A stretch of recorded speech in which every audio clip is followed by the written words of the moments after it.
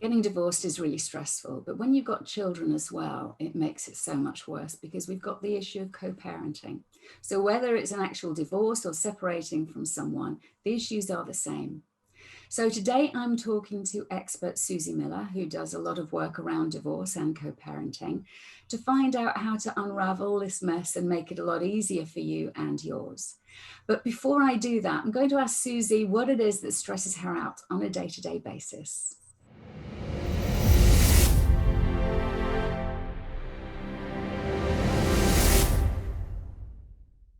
What stresses me out massively is the fact that I'm terrible at saying no to things. So I often say I take on far, far, far too much. And it's almost impossible then to manage to achieve all the things that I've decided to schedule in for a day. So what's a lifesaver for me is I begin at 8 o'clock in the morning. Whatever I've done before, I stop at 8 and I do my transcendental meditation. Oh, lovely. And I don't worry about not transcending because quite often my head is so buzzing, so many thoughts. But I've been doing it long enough to know that that doesn't matter. Sometimes it'll always be different every single time. But having that 20 minutes to anchor myself is absolutely vital. And it changes the course of the whole day. And Mm. then I found equally important when I started to do the second meditation. I usually do it about 6 o'clock. That really does hold the day in place. And as long as I do that, everything just seems to be much calmer, less stressful, and work better. And I think it's interesting as well, Suzy, because when people are too busy, they kind of let those things go. And I understand it, and I'm not immune to that myself. But I just know that when I make time, then I benefit so much more. So if you don't do it, the stress becomes more stressful. That's right. And then you think, oh, I can't do it because I haven't got time. And it becomes a wheel. It was an interesting thing I read from the film director David Lynch, who's a big TMer. And he, during his film career, he'd always do the morning one. And he says now he's been doing the end of the day one as well. And he just wishes he did that before because, again, he feels If so much only more I'd known. productive. Yes. If only he'd squeezed it in to his massively busy schedule. Yeah. But no, it's very true. The other thing that happens is that sometimes people have an expectation that it should feel a certain way, but sometimes it's not going to feel that way and it still benefits. So it's just kind of staying with it, isn't it? Absolutely. And just what I love about it is different every single time. Yeah, Mhm. I never think, oh, I feel like I've done this every day for the past few years. It's amazing how different it is, and it's not about. For me, it's very different from mindfulness. Mindfulness is a great tool, but I find I struggle with that because of my buzzy brain. But with TM, I find that it's the physical relaxation. It's like every cell in your body just gets to have a little bit of a rest. Yeah. So never mind if your mind is whizzing about there. It's that everything is fine, everything's right. There is no correct or incorrect way to meditate. It's that complete acceptance, and that's a very important and beautiful thing to be reminded of, ideally twice a day, Yeah. that whatever you do, just sitting there is right. That's what's right for you at the moment, and your body and your mind and every other part of you will take what it needs from that 20 minutes. Yeah. But just to be able to sit still for 20 minutes, I never thought I'd be able to do that. Yes, the luxury. I just long my body longs for it. So that's how I know it's the right one for me, because Yeah. I really really miss it. Yeah. I miss it like coffee if I don't do it. Yeah. Interesting. The TM and coffee. Hmm. Well, they both. It gives you such energy. I find it gives me the energy to Yeah. get through the day, and it's important not to do it too late at night. That's why 6 o'clock is a good time, Mm. because otherwise sometimes you can't sleep because it actually energizes you. Which that's what really surprised me, because I found other forms of meditation very relaxing, and I kind of go off in a daze. Whereas TM, you're like you're off, off and running. Mm. So again, it suits my personality and lifestyle very well. Brilliant. Okay. So now let's start talking about co-parenting. It's kind of easy to imagine why that would be so challenging. But what are the facts about it? What is it that makes it particularly challenging, would you say? Because you're not living in the same house as that other person. Yeah. which immediately creates communication issues. And as we all know, relationships are all about communication. Mhm. So, and most couples have never really learnt, and I've been guilty of this, how to actually communicate really well with each other. Mm. And they're not very good on having boundaries. They've got a lot of history. So there's lots of reasons why something as simple as who's going to pick Johnny up from school could become quite a major dilemma. And when those things escalate, especially when you've got new partners and maybe you've got a messy divorce or whatever else is going on, then you've got a huge like possibility of court action, of parental alienation, of some really serious stuff that can take place, and unfortunately is taking place a lot these days. So it's not always just as simple as we don't get on and we can't talk to each other. So it's a bit of a minefield, actually. Absolutely. So you mentioned quite a few things there of interest, and I think let's look at first, what is a preemptive thing that people who are even considering divorce can lay the foundations well for effective co-parenting? What do people need to think about? I think there's two very practical things that very few people do.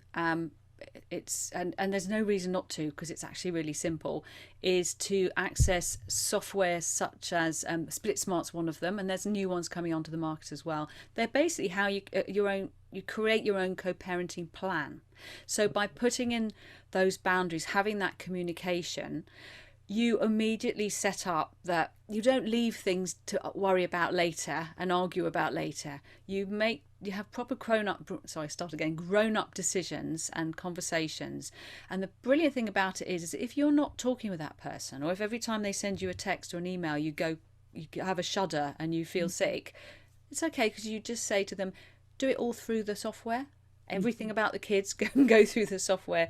So if you're in a perhaps an abusive or controlling relationship, it's a brilliant way to protect yourself Mhm. and to also create, and this is the key word, accountability. Because parents can come up with all kinds of stuff about what they'll do and then they don't do, and that causes another problem.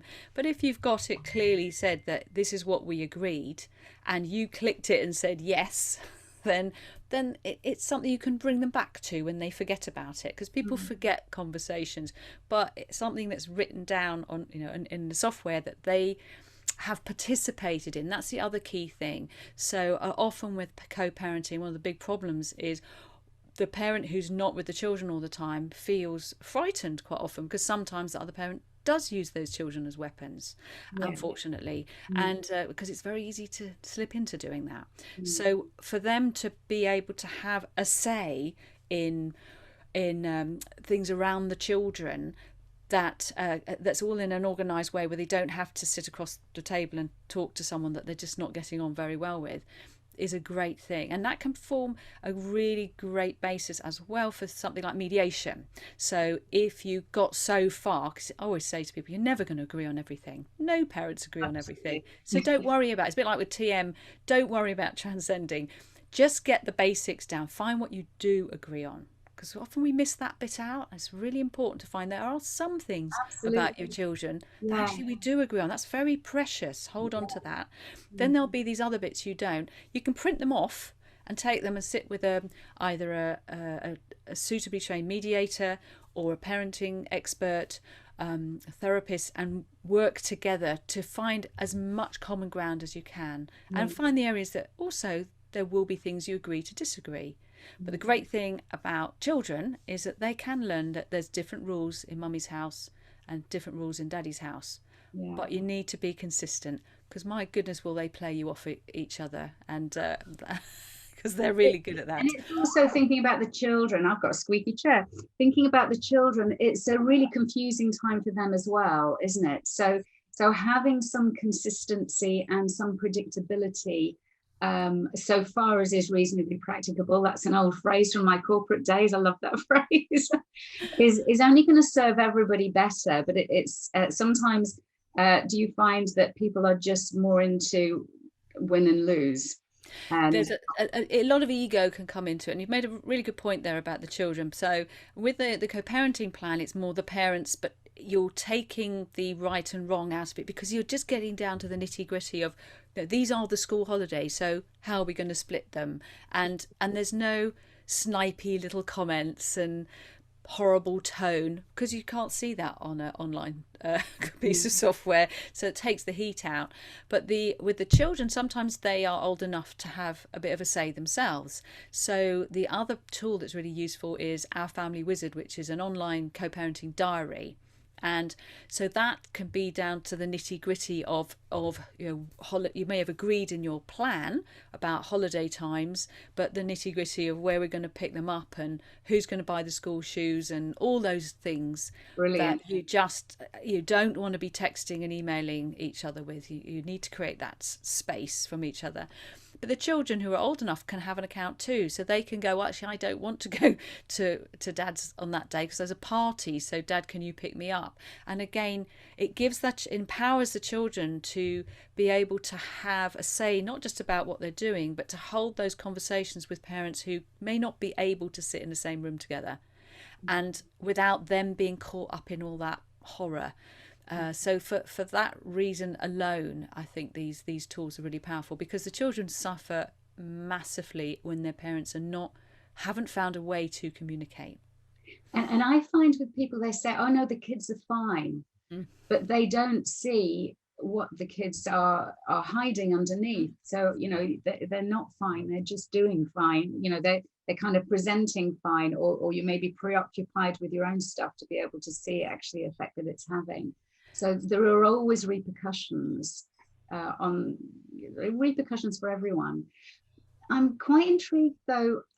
To me, the best thing is that even in separating, there is a way of being collaborative with each other, so that the children see that you can fall out and still be civil and reasonable and cooperative, because that's modeling disagreements to the children. What can people who are separating do to try to cultivate that kind of scenario? I love what you're saying there, because they are watching you. They are learning about relationships, and going back to what you're saying about that delusion of, oh, the children are fine, and it is a delusion, and obviously it's so painful to think, and you don't want all that guilt. So I totally get it, and I have been there myself. But they are watching you and learning how to have relationships.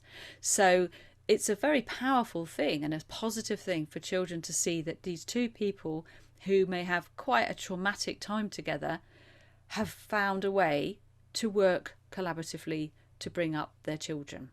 And the key to it, of course, is really good boundaries, really clear communication, which is why these online tools are such a gift, because they just make that easy.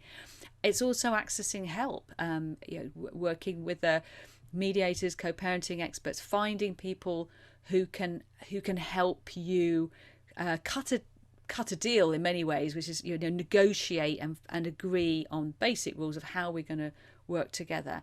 And what is magical is quite often I do come across people where it was very, very nasty. They ended up in court, which is just a horrific place to go, especially for the children.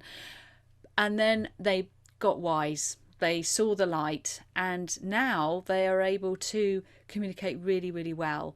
And that's the joy for their children to know that, because all our children really want is for us both to be happy. They just want everyone to be happy. And I think one of the terrible damage that's done to children, and this is teenagers and young adults as well. It doesn't stop at primary school. It can do long-term damage to their ability to have relationships. It's very, very serious stuff. But if they want to protect all the time and mediate, and it's just not why they were put on this earth to do that. So I'm very, when I do talk with people, I'm aware how painful an area it is and how much guilt there can be. But we have to be realistic, that if we mess up this co-parenting, we are actually damaging the next generation's ability to have healthy relationships. And so the cycle continues.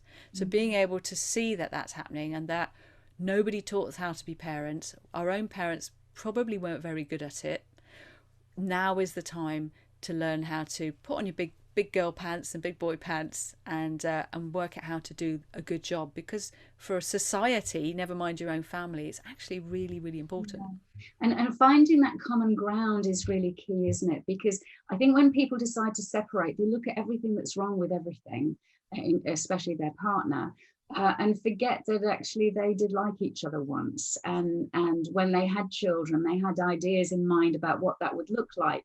For example, that they would grow up to be happy and healthy and independent, or whatever their values are, and to agree the values uh, uh, that will dictate how they interact in the future is going to be really helpful, because it keeps them thinking of the bigger picture rather than the annoyance that they've got a new boyfriend or new girlfriend, Yeah. which can really, which brings me to, that's the other thing that you mentioned about new partners, because that's a whole different other thing, isn't it? It's a really interesting one. I had Yeah. spoke to a lady a while back, and she was so pleased with herself, and so she should be. And she said, he comes to the door to pick up the kids, and I say, come in and have a cup of tea, and it's all very friendly. And I said, me more than anyone loves that. However, when he turns up with his new girlfriend, are you still going to let him in? And she went, no. Just like instinctively, no. I said, right, so he will feel that you've pulled the rug out from under his feet. He'll be completely bewildered. The children will be, but why isn't daddy? I said, set the boundaries now that you can emotionally cope with. Don't try and be this perfect co-parent right from the beginning. It's a journey. So be realistic and honest with what you can cope with, and just tell him, I'd love to have you in, but right now I'm not quite ready yet. So let's do it this way, so that whatever happens, and that's such a sensible thing to do. And I think it's really important for co-parents to give themselves permission to do that, because that bringing in a new person into the relationship is it can be 2 or 3 years down the line of a perfectly amicable co-parenting relationship, and then suddenly it all goes toxic and horrible, and it's Yeah. such a shame. So when I speak to people, I say, I bring up these difficult things right at the beginning and encourage them to really think about it carefully, Yeah. and to be honest with themselves. It's such a minefield, isn't it? Because I'm working with a lot of people where there are 4 parents. So the father with the new girlfriend or wife, and the mother with a new boyfriend or husband, and and the new partners might have different views about parenting, or might be standing back too much or not being present enough. It's kind of how this is a big question, I'm aware.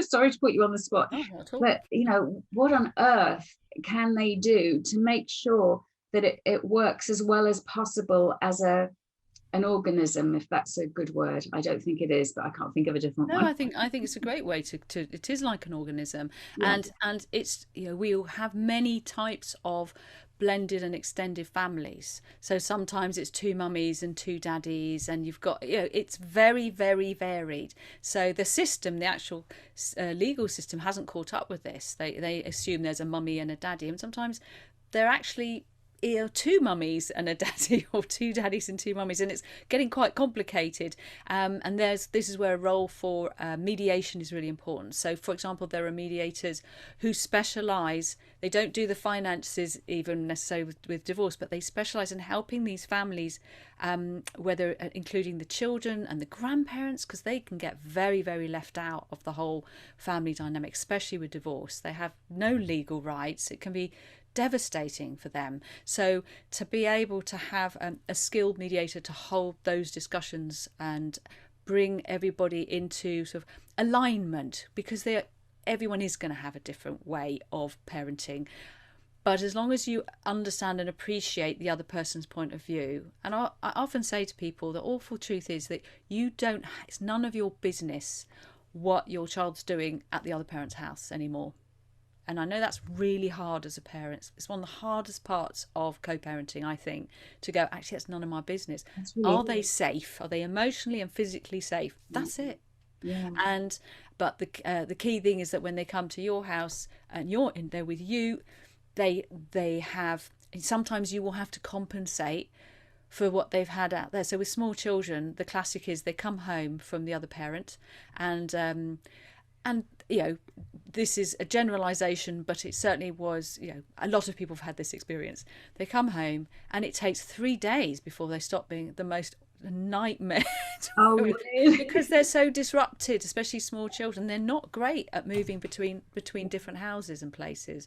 So Yeah. some parents will do what's called nesting. I did that for a while, and it's not always appropriate but if you can, sometimes it's good to have. I would basically leave the house, and he would come and stay for the weekend and take over the house, and I'd just go somewhere else, because he didn't have, rather than moving the children backwards and forwards.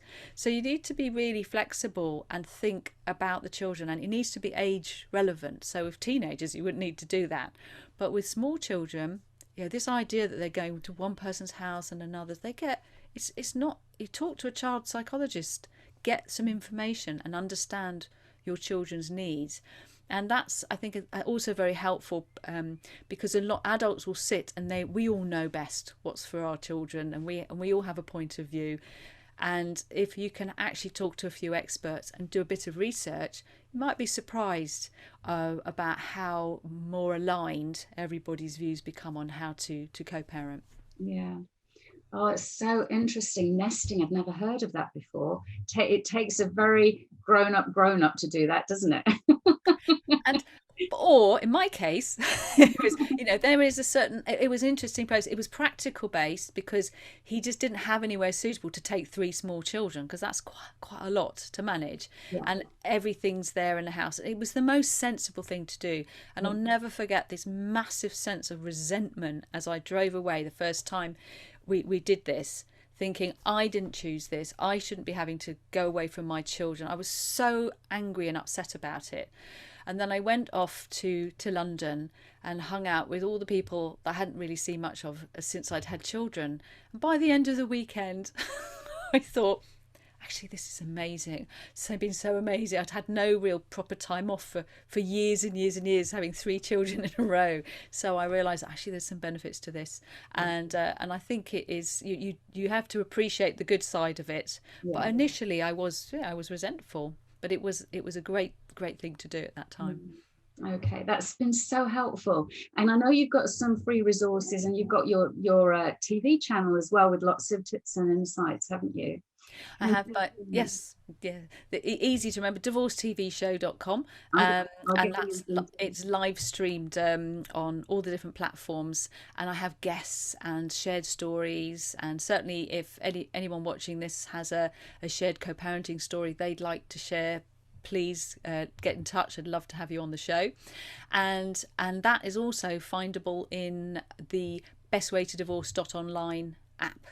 And that's a free app where you can watch the Divorce TV show. There's a radio podcast version, and also co-parenting resources in there in the welcome pack, both the diary and the parenting plan software. And so as I gather things, I put it all in there. Brilliant. So there's lots of great resources in there for people to access. Thank you so much. And I hope everybody's found that as enlightening as I have. And if you have, do please like and share, because you never know when it will land at the right time for people. But I always ask my guests if there is a book that they found really enlightening that they would like to recommend to others. And you've got one in mind that I think probably might be quite relevant as well to the subject we're talking about today. Yeah, it's called, one of the most life-changing books I ever read was Colin Tippin's Radical Forgiveness. And it's not a book everyone can read at any old time in their life. You need to be ready, but you'll know soon enough. You will go. I did have a friend who read it, and she said she stopped. She said, I can't read any more of this, because she wanted to carry on being angry for a while longer. And that's fine, because it's actually is a choice to stay angry and bitter and hurt. It is a choice. But when you get bored of it, and I was really bored of it by then, this book will change everything. And it is very, very radical, but it's beautiful. And it is, if both parents read and absorbed that and took it on board, then you would have the most amazing co-parenting families. Never mind what's gone on, because it's not fluffy.